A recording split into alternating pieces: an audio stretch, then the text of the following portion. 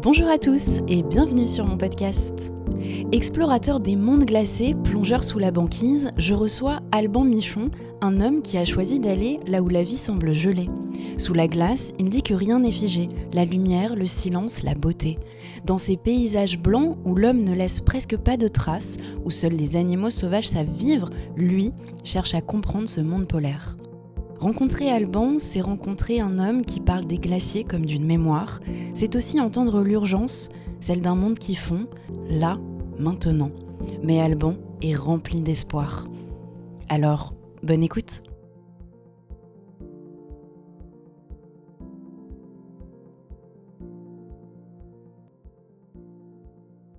Bonjour Alban. Tu connais l'extrémité du monde, tu plonges sous la glace, en Arctique, et peux marcher des jours entiers dans des déserts blancs.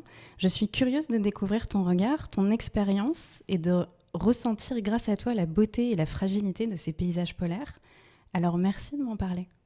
Merci Claire, je suis ravi d'être là. Donc tu vas dans des environnements où peu de gens osent aller, dans le froid polaire, tu es spécialiste de la plongée extrême, sous glace aussi. Tu préfères être qualifié d'aventurier, d'explorateur, d'ouvrier scientifique? Alors c'est une très bonne question et je me pose souvent cette question. Qu'est-ce qu'un aventurier, aventurière? Qu'est-ce qu'un explorateur, une exploratrice, un ouvrier scientifique? C'est beaucoup de réflexion pour ce soir, je trouve déjà, mais je me qualifie plutôt d'explorateur parce qu'il y a une connotation scientifique et j'ai pas fait d'études scientifiques, mais je travaille avec les scientifiques. C'est pour ça que j'aime bien l'idée de l'ouvrier scientifique. Voilà. Pour moi, l'aventurier, on est vraiment dans une connotation d'exploit sportif et il faut tout pour faire un monde. Donc voilà, je dirais plutôt explorateur polaire. Donc on prend explorateur polaire. Ouais, ça fait classe. Et alors dis-moi, quand et comment est née cette passion? Alors, je suis d'abord tombé amoureux de la plongée sous-marine. Dans les années 87, 88, à l'époque du Grand Bleu, mais j'ai commencé un tout petit peu avant. Et je suis de Troyes, à l'origine, pas très loin de Paris, et personne ne plongeait dans ma famille, en fait. Et je dis souvent, c'est le commandant Cousteau. Comme beaucoup de plongeurs, je crois. Comme beaucoup de plongeurs, oui, tout à fait. Maintenant, il y a beaucoup de jeunes qui ne connaissent pas le commandant Cousteau. Donc, je pose souvent la question quand je rencontre des gens. Et bah oui, ça commence à dater un peu. Mais il faut se rappeler, à l'époque, dans les années 90, enfin, même avant, mais moi je me souviens de lui plutôt dans ces années-là. Il passait sur Antenne 2 l'après-midi, dimanche après-midi, et il m'a fait rêver. Il a fait rêver plein de personnes. Une génération entière. Exactement. Et il m'a inspiré. Et je me suis dit, mais ouais, quand je serai grand, je ferai le commandant Cousteau. Donc c'est vraiment par la plongée d'abord que tu commences. C'est d'abord la plongée. Alors il n'y a pas que lui, oui. Mais je me rappelle ma première plongée, c'était dans une piscine à Troyes. Je mets le masque. Je suis dans cette piscine avec Bernard, mon moniteur à l'époque. Je me rappelle encore de lui. Je suis avec mon père, avec ma sœur, et je suis dans l'eau, dans cette piscine où on voit des carreaux bleus, des cheveux, des pansements. Et je trouve ce moment extraordinaire parce que je flotte, parce que je suis en apesanteur. Et en fait, j'adore. Déjà, la première sensation, j'ai trouvé ça génial. Ouais, la sensation de l'eau et l'apesanteur. Ouais. De voler. Cette sensation de voler dans l'eau, peu importe ce que je voyais.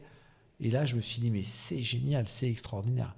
Et alors après, il y a eu des plongées en mer, il y a eu plein de choses. Mais ma toute première sensation, je me rappelle comme si c'était hier. Et je suis tombé amoureux de la plongée à ce moment-là. Et je dis souvent que je suis tombé passionné à ce moment-là. Et je dis souvent que la passion, c'est la petite sœur ou le petit frère de l'amour. C'est un truc on ne sait pas pourquoi, ça fait boum boum dans son cœur. Et ben, c'est ce qui s'est passé avec moi. Je suis tombé passionné par la plongée. Ouais, de la sensation. Et donc, on va parler de ton parcours. Et juste avant, je vais faire un petit rappel géographique pour ne pas trop perdre les gens. Donc, tu peux me corriger, mais on est donc tout en haut du globe. L'Arctique, c'est une grande partie de l'océan recouverte par la banquise. Le pôle Nord se trouve sur cette mer. Et le Groenland, c'est une immense île de l'Arctique qui appartient au Danemark. C'est exactement ça. C'est exactement ça. Comme ça, les gens sauront. Alors, Comment petit à petit tu te diriges vers ce monde polaire jusqu'à te retrouver en 2010 au pôle Nord pour plonger sous la banquise dans une expédition qui dure 45 jours? Alors ça s'est fait petit à petit, donc je reviens sur Troyes parce que tout a démarré à Troyes. Je passe mon premier niveau de plongée, enfin mes niveaux de plongée, parce qu'il y en a plusieurs. Je suis dans un club associatif à Troyes et un jour j'ai un ami qui a un lac chez lui et il me dit « Oh là là, Alban, le lac il a gelé, viens on va faire une plongée ». Oh, ok, j'ai retrouvé un papier l'autre jour, mon carnet de plongeur, et c'était le 31 décembre 1996. Avec des amis, on fait des trous dans le lac qui était gelé à la tronçonneuse. Je vais sous l'eau, je mets la tête sous l'eau. C'était en pleine nuit, hein, d'ailleurs. Ma toute première plongée sous glace, c'était la nuit. Et là, je me suis dit, mais ok, c'est hyper froid, mais qu'est-ce que c'est beau! C'est magnifique. J'ai adoré ce moment. J'ai adoré cette ambiance, cet univers de glace. Et c'est là où j'ai aimé la glace. J'ai découvert cet univers. Et puis après, beaucoup plus tard, j'ai eu une école de plongée sous glace à Tignes, en Savoie, que j'ai gérée pendant 15 ans, en fait. Et là, j'ai aimé la glace. J'ai pas aimé le froid. Je le dis souvent, j'aime pas le froid. J'aime l'ambiance et l'univers polaire. Donc, j'ai beaucoup plongé. J'ai emmené énormément de gens sous la glace. Et en fait, j'ai compris un jour que la glace était importante. On appelle ça la cryosphère. La glace en règle générale, la neige, la glace, c'est important. C'est important, ça vit, ça bouge, ça raconte une histoire. Ça veut dire, attends, que tu es parti des lacs avec tes amis pour aller... et petit à petit, tu t'es dit, je pars jusqu'au pôle Nord. Comment tu as fait le lien entre les deux? Ça a commencé comme ça. Alors, parce que à force de plonger sous le lac à Tignes, des fois, je l'entendais craquer, je l'entendais pas bouger, mais j'entendais des sons. Je la voyais évoluer, la glace aussi. Et donc, c'est parce que je l'ai côtoyé pendant des années dans un lac que j'ai compris son importance. Parce qu'en plus, je rencontrais des scientifiques. Parce qu'en plus, je regardais des reportages à la télévision. Et tout le monde disait, mais la glace, c'est important. Mais pourquoi c'est important? Et bien, c'est là où je me suis dit, tiens, je vais aller explorer la glace dans le monde entier, Antarctique, Arctique, Groenland, Russie, etc. Donc, c'est comme ça où je me suis dit, allez, on va découvrir la glace partout dans le monde et que je deviens explorateur polaire. Avec toujours cette notion d'aller documenter ce monde, en fait, glacé. Oui, parce qu'il faut bien comprendre une chose. On a dans chaque ville de France, on va parler pour la France, des stations météo. C'est ce qui nous permet d'avoir une météo assez précise.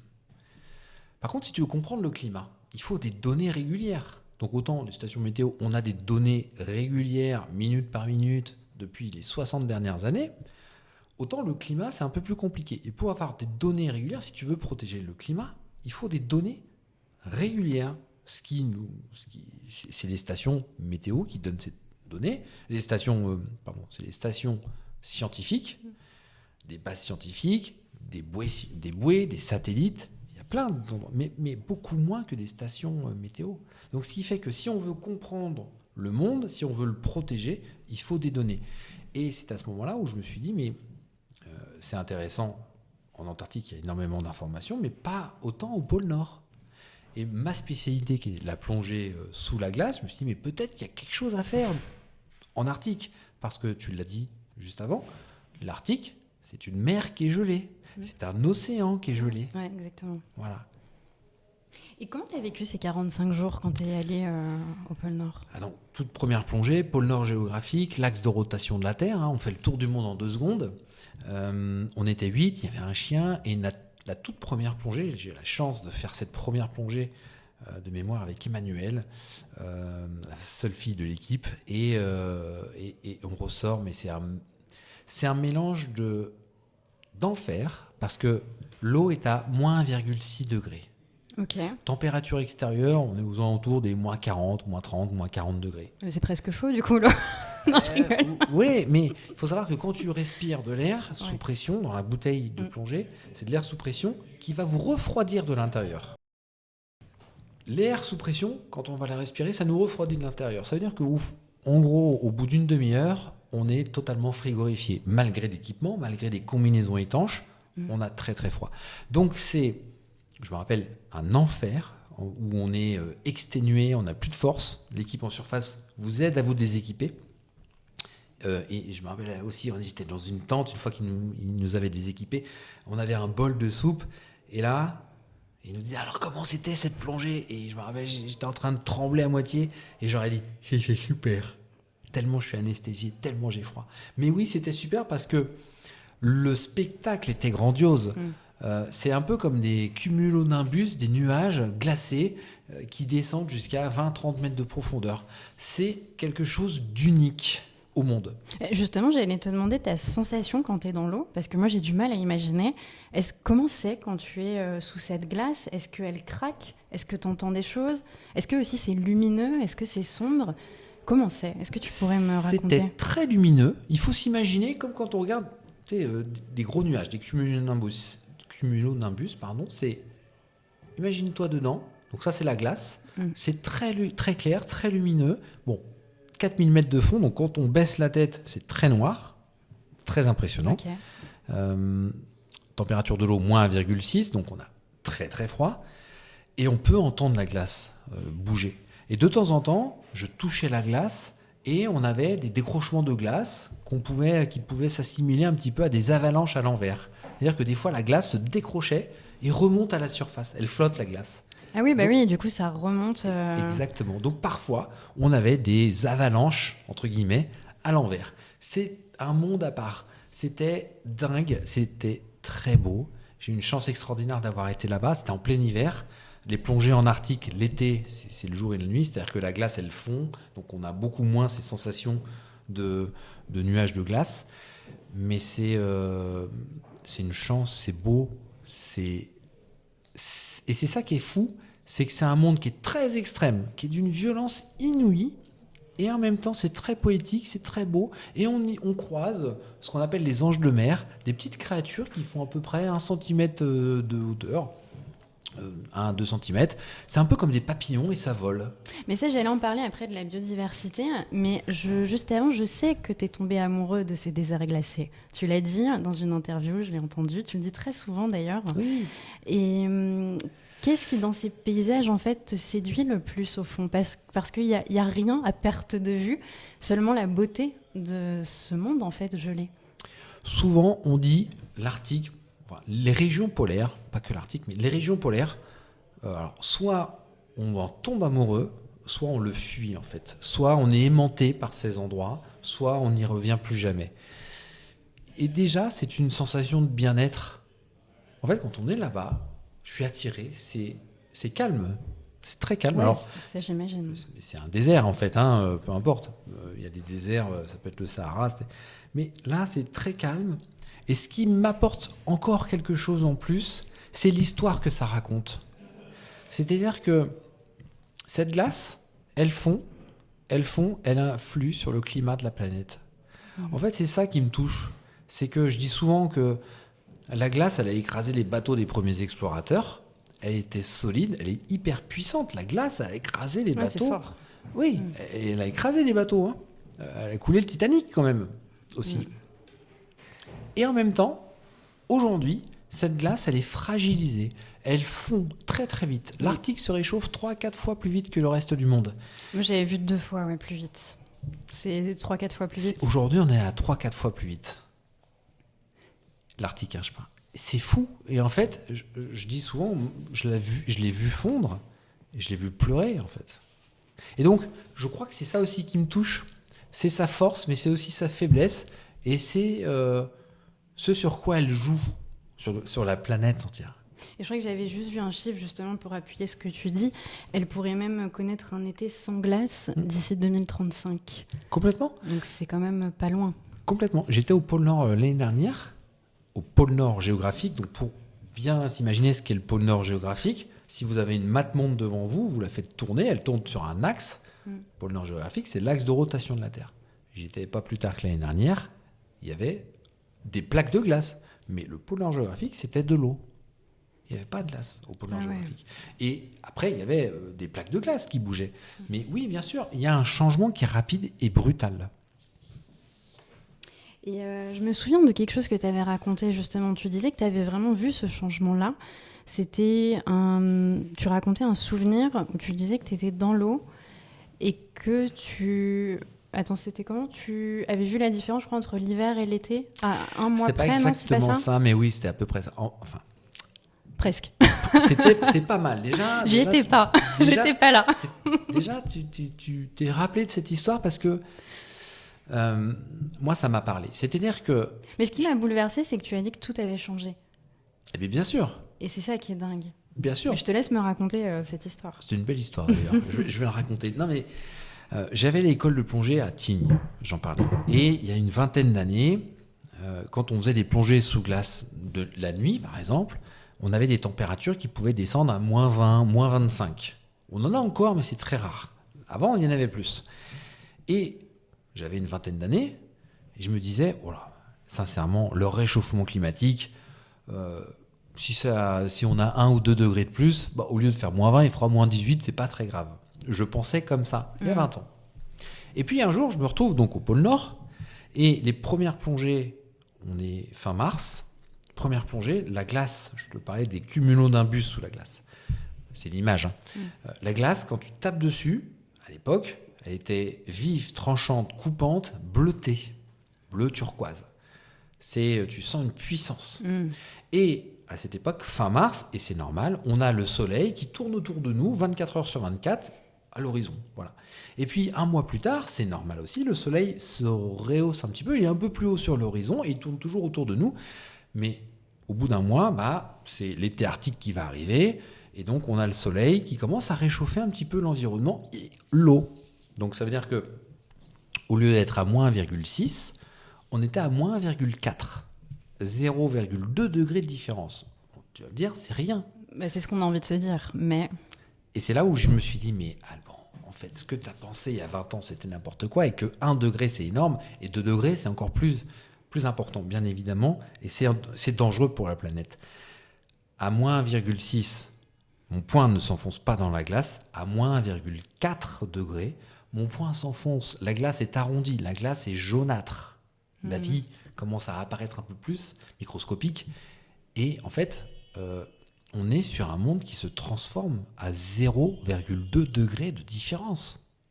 Et je me suis dit, mais mon Dieu, comme ça va vite en fait. Je ne pensais pas ça. Et c'est très parlant. Ouais, c'est surprenant. Enfin, c'est pas surprenant, je veux dire, toi, t'as dû être surpris, quoi.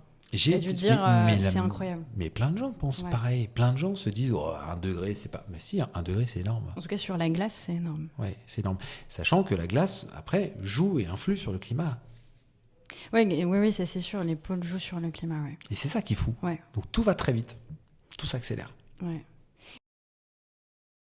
Je voulais juste revenir sur ta propre expédition en Groenland que tu as organisée en 2012. C'était un objectif, ton objectif pendant ce voyage, c'était de relier en kayak 2 villages espacés de 1000 km. Et là-bas, en fait, tu as découvert une biodiversité. Tu as pu croiser un ours polaire dans l'eau et des loups arctiques aussi.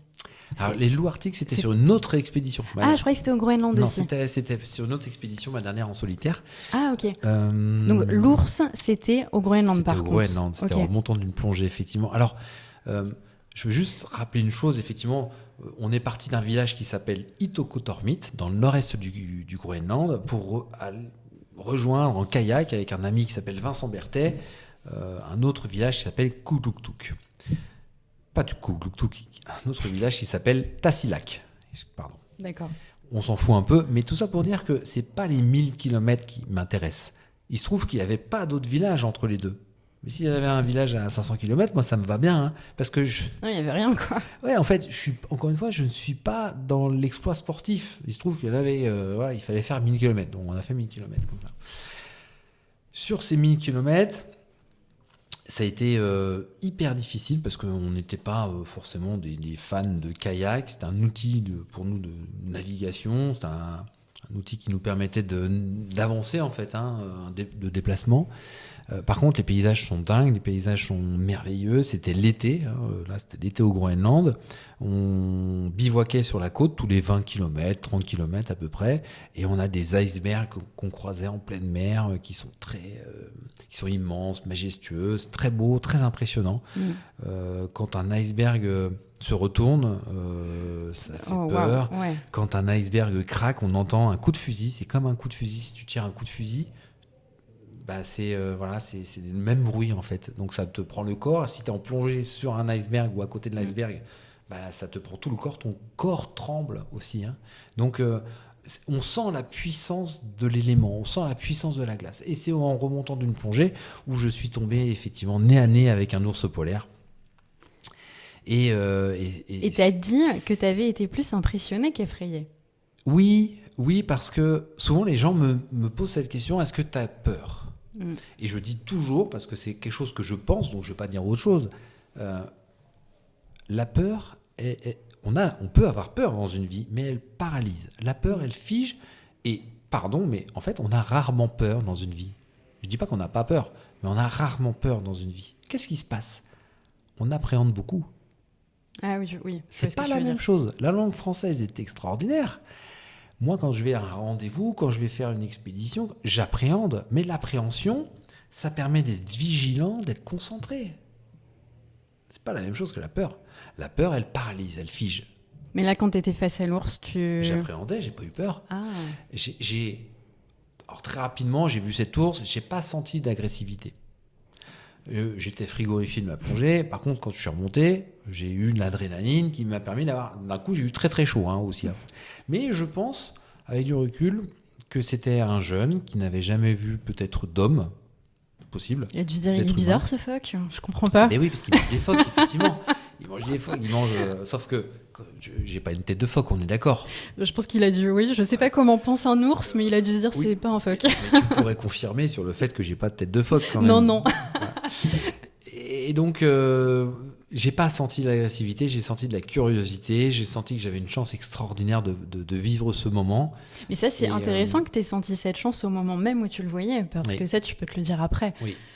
Mais alors, il a fait 2 apnées. Il a essayé de venir, sauf que j'avais mes bouteilles de plongée et je pouvais continuer à descendre.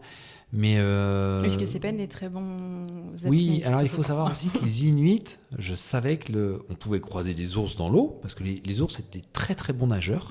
Voilà. C'est vrai. Mais par contre, il m'avait dit qu'il ne chasse pas. Parce que l'ours polaire, il ne peut pas ramener sa proie sur Terre. Alors, ce qui est dangereux dans l'ours polaire, il nage pas la nage indienne avec la proie dans la main, tu vois, il fait pas ça, l'ours. Par contre, s'il te touche, il te tue. Il est fort, quoi. L'ours polaire, c'est 3 mètres de haut, ça peut faire 500, 600, 700 kilos. Oui, mais là, il cherchait pas à t'attaquer.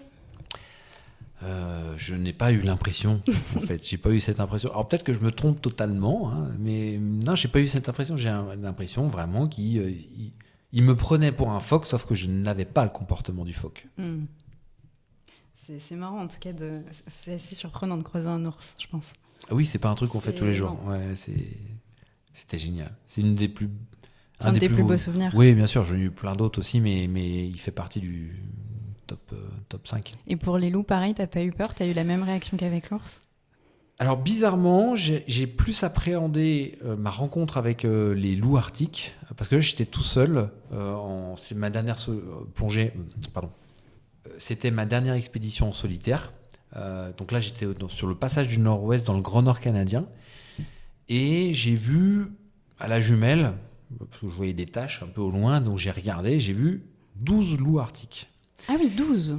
Alors 12, ça fait beaucoup en fait. Et autant l'ours polaire, il est tout seul, autant là, 12 loups arctiques, ça fait quand même beaucoup. C'est-à-dire que s'il décide de t'attaquer, c'est compliqué. Voilà. Donc là, j'appréhendais un peu plus ce moment avec les loups. J'ai sorti ma carabine, parce qu'on est obligé d'avoir une carabine, c'est la réglementation quand tu es sur la banquise. Donc j'ai une carabine, non pas en me disant s'ils m'attaquent, c'est pour tirer en l'air, leur faire peur, etc. Mais j'ai sorti ma carabine, je n'ai pas bougé, je les ai suivis à la jumelle. Ils m'ont regardé, ils étaient à quoi, 200 mètres, un truc comme ça, 250 mètres. Ils m'ont regardé, Je les ai regardés aussi, les jumelles. Ils n'ont pas bougé pendant plusieurs minutes. Ils se sont peut-être dit encore bizarre ce phoque. Ouais, mais complètement. Alors je faisais pas le malin. En fait, très clairement, je me suis dit, mais si jamais d'un coup ils décident de t'attaquer, mais ils l'ont pas fait finalement. Et en fait, non. Ils m'ont regardé. Je me rappelle du mâle alpha qui est devant avec sa queue, le panache relevé. Puis en fait, ils ont continué devant. Je les ai laissés passer. Je me suis dit, mais c'est beau en fait. C'est très beau. Mais j'ai pas fait le malin.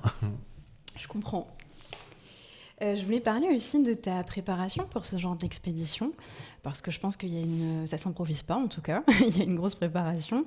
Et comment tu te prépares mentalement pour une aventure comme ça, même peut-être physiquement aussi, je pense, parce que, comment ton corps, mais aussi ton esprit s'adapte à un tel environnement. C'est froid, c'est hostile, c'est pas facile.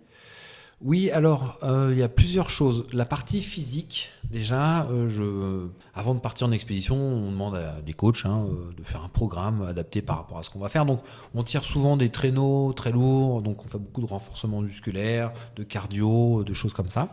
Donc ça, je m'entoure de gens dont c'est le métier, qui vont préparer un programme.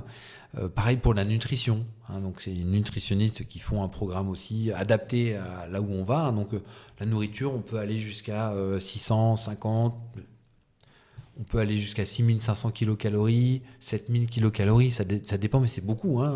Mais on va affronter des températures qui peuvent aller jusqu'à moins 50, moins 53. Au plus froid, je crois qu'on a eu moins 53. Donc il faut manger. Voilà. Et puis, tu as besoin d'énergie. Énormément. Et puis on a la partie mentale, préparation mentale. Alors j'ai jamais contacté de coach, de préparateur mental. Alors comment tu fais ? Je pense que j'adorerais, mais je voudrais savoir un peu quel type il pourrait m'apporter, parce que j'ai fait beaucoup de plongées souterraines dans ma jeunesse. Énormément, parce que comme j'étais à Troyes, là où on pouvait plonger, on n'avait pas la mer, donc je plongeais dans les rivières, dans les lacs, et en spéléo, donc dans des grottes. Et en Côte d'Or, en Haute-Marne, il y a beaucoup de grottes, et j'allais avec mes copains, et c'est assez pourri là-bas. C'est-à-dire qu'en gros, tu te retrouves dans un labyrinthe sous la terre. Des fois, tu vois pas grand-chose, à tenir ce qu'on appelle un fil d'Ariane, et des fois, tu mets ta main devant pour éviter de taper quelque chose dans la tête. Eh bien, j'ai énormément plongé dans ces conditions, et je pense que ça m'a forgé un mental. Mais ça, je l'ai su bien après. Donc je pense que je me suis bien préparé. J'adorerais avoir un coach mental, un préparateur mental qui puisse m'apporter d'autres choses. Mais aujourd'hui, je vois pas quoi, parce qu'on me parle beaucoup de visualisation. Je fais déjà de la visualisation. Je vis mon aventure avant de la vivre. Qu'est-ce qu'ils peuvent m'apporter d'autre ? J'attends. Voilà, s'il y a quelqu'un qui nous écoute et qui est préparateur mental, venez, on en parle avec plaisir. Mais c'est marrant que tu fasses de la visualisation, parce que j'ai rencontré des sportifs qui me disaient qu'ils en faisaient pour leur compétition, mais je pensais pas que tu en faisais aussi pour ton expédition. Énormément. Je vis l'aventure avant de la vivre. Et c'est de cette manière que je pars confiant, que je pars serein, et que j'ai beaucoup plus confiance et je me sens beaucoup plus en sécurité en expédition que quand je suis sur l'autoroute. Parce qu'en fait, on sait à peu près comment évolue la vie. Tu sais très bien que quand tu es en expédition, tu peux passer à travers la glace, tu peux te faire manger par un ours polaire, tu peux mourir de froid, ok. Mais tout ça, en fait, tu vas apporter des réponses. Et donc, on fait ce qu'on appelle le what if. Et le what if, c'est tu vas te challenger, tu vas trouver des réponses, tu vas anticiper tout ce qui peut se passer. Et donc, le what if, c'est ok, ma veste, elle est, je casse la fermeture de ma veste, qu'est-ce que je fais ? Ok, j'ai du velcro, je peux recoudre parce que j'ai un kit de couture. Ok, qu'est-ce que tu fais si jamais tu as une bouteille qui tombe en panne ? C'est pas grave, j'en ai une deuxième. Ok. Ouais, t'anticipes tout, comme ça t'es rassuré une fois. Enfin, sur place, tu te dis j'ai tout sécurisé. En gros. J'ai appris ça en plongée souterraine. Quand tu es à 1 km de l'entrée, si tu as un problème à 1 km et que tu es tout seul, parce que des fois ton pote il peut pas t'aider, il faut que tu fasses 1 km pour ressortir. C'est le what if. Voilà, donc j'ai appris comme ça, et donc je fais énormément de visualisation. C'est pour ça que je dis, je vis l'aventure avant de la vivre. Tu la vis 2 fois voire plusieurs fois. Plusieurs fois même. Ouais. Même 3 fois en revenant aussi. Aussi, oui, parce qu'après il faut écrire un livre, il faut partager un peu de ces aventures. Oui. Et donc je vais parler un peu d'environnement.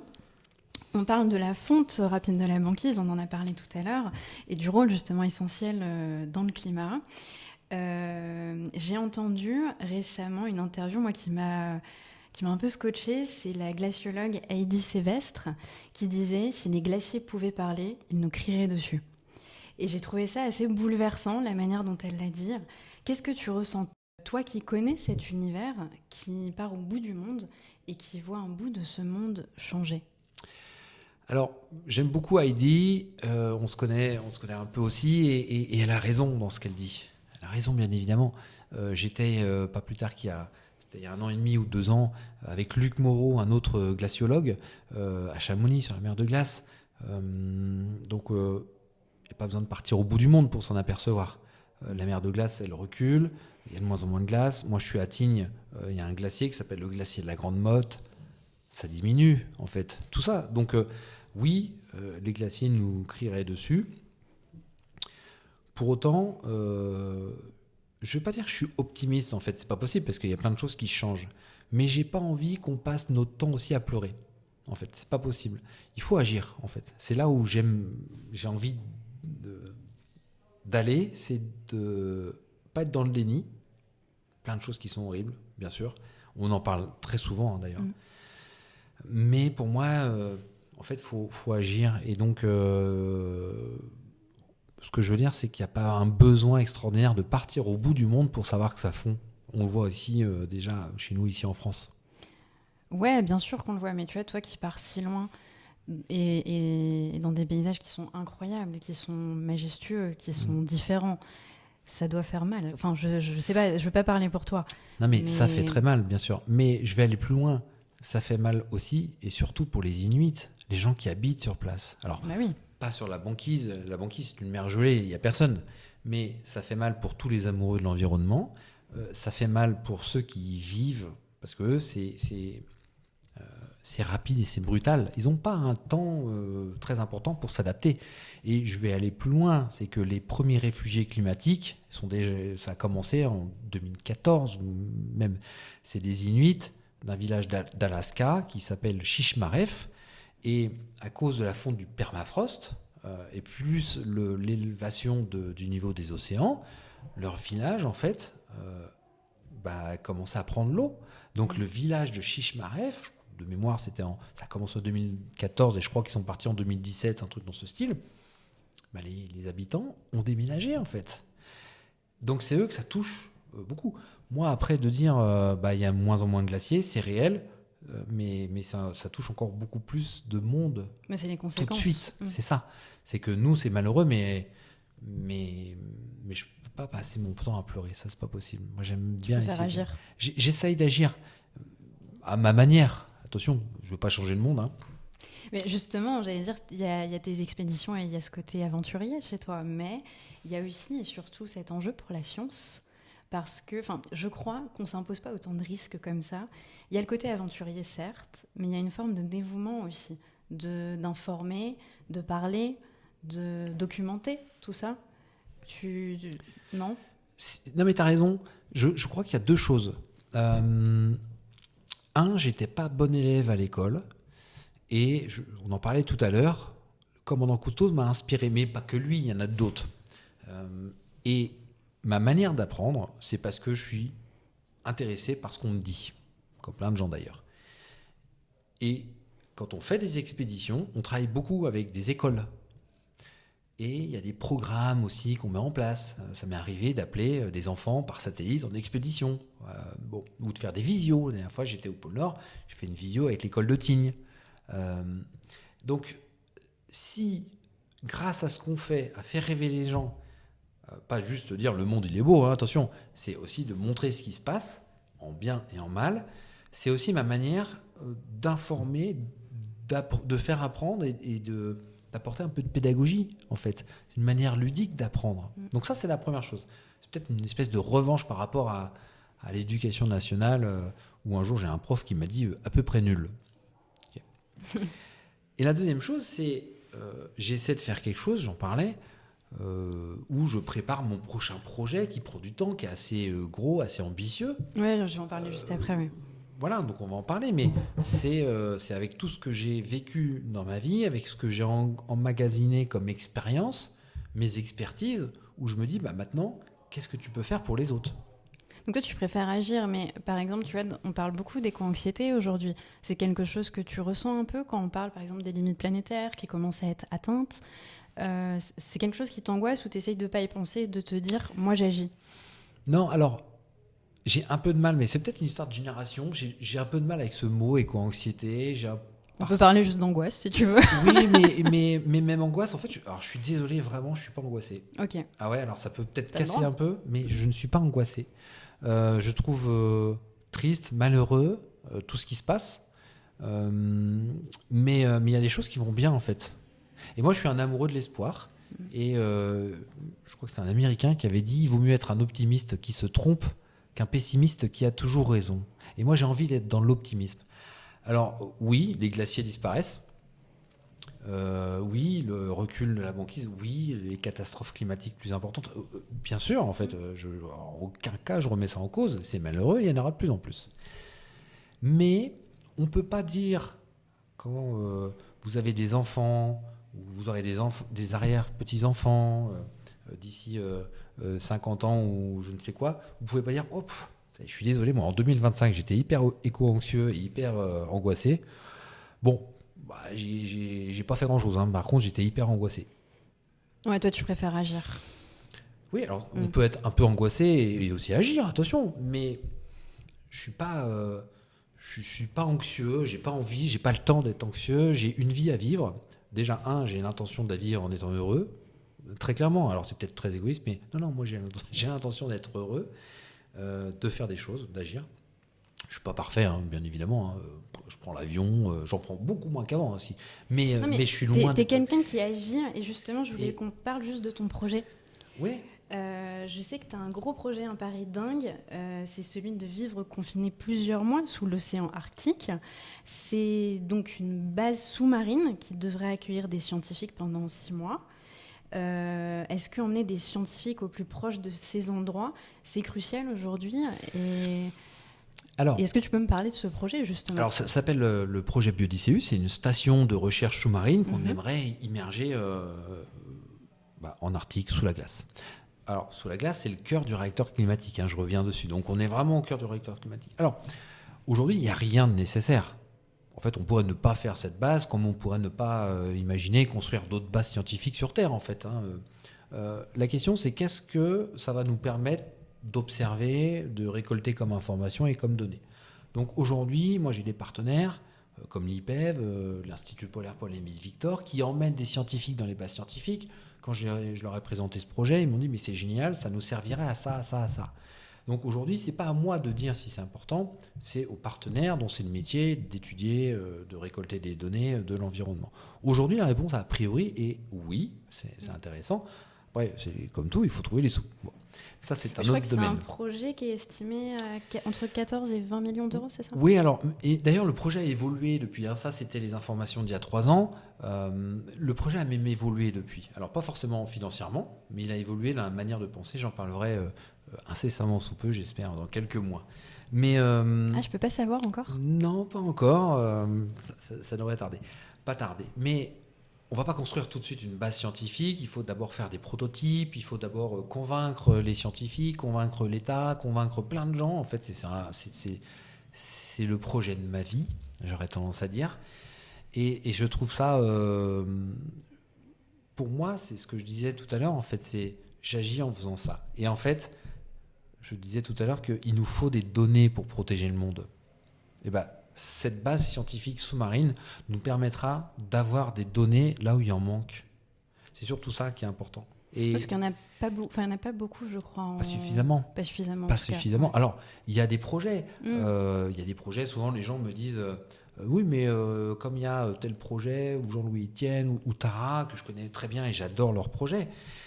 Mais je reviens sur pourquoi il y a dans chaque ville de France des stations météo. Donc c'est pas parce qu'il y a un projet en Arctique ou un projet en Antarctique, il y a 77 bases scientifiques en Antarctique. Donc en fait, il faut des données partout régulièrement. Et donc c'est là où je vais essayer d'aller dans cette direction, de créer cette base scientifique. Et je reviendrai même au-delà du fait de vouloir emmener des gens pendant 6 mois ou pas. C'est une base qui va avoir entre 20 à 25 ans d'exploitation. Que les gens y restent une semaine ou qu'ils y restent 6 mois ou un an, après ça va dépendre des programmes scientifiques. Mais la plus belle des réponses que j'ai pu avoir pour l'instant, c'est que quand j'ai annoncé ce projet, c'est que alors j'ai des critiques bien évidemment. Oui, je pense qu'on n'y échappe jamais. Bien sûr, mais c'est pas grave. La majorité des gens, 90% des gens, voire plus, m'ont dit mais c'est génial pour telle ou telle raison. Des gens dont c'est le métier, je parle, qui disent mais ça nous permettrait d'avoir ça, ça nous permettrait d'avoir ça. Et en fait, ça n'existe pas. Et je n'invente pas le concept des habitats sous-marins, je revisite le concept des habitats sous-marins. Pour la petite histoire, il y en a eu 63 dans le monde depuis les années 1960. Ah oui. Donc mon projet, il n'est pas nouveau. On revisite. Je prends souvent l'exemple des chefs. Vous savez, les chefs, ils revisitent un plat, ils revisitent un dessert. Et là, tu en es au stade du prototype ?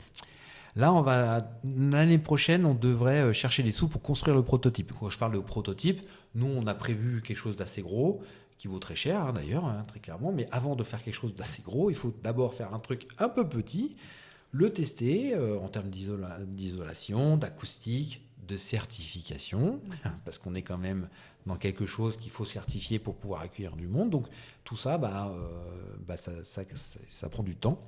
Il a fallu trouver un fabricant qui est capable et qui a envie aussi de travailler sur ce projet. Ça a été long aussi, parce que ça a mis quasiment 2 ans à trouver un fabricant. Donc normalement, l'année prochaine, on va annoncer notre prototype et puis on va chercher les sous pour construire ce prototype. Ok. Je peux avoir un indice de ce que tu diras dans quelques mois ? C'est génial. Non. Écoute, je te remercie, Alban. N'hésite pas, si tu as d'autres questions, n'hésite pas. On s'arrêtera sur ce mystère que tu laisses planer. Je te remercie en tout cas, Alban, d'avoir partagé un peu de ton histoire et de ton vécu avec moi et de m'avoir emmené dans ce monde glacé, assez inaccessible en tout cas pour beaucoup, mais absolument essentiel. Et merci beaucoup à toi. C'était un plaisir, merci Claire.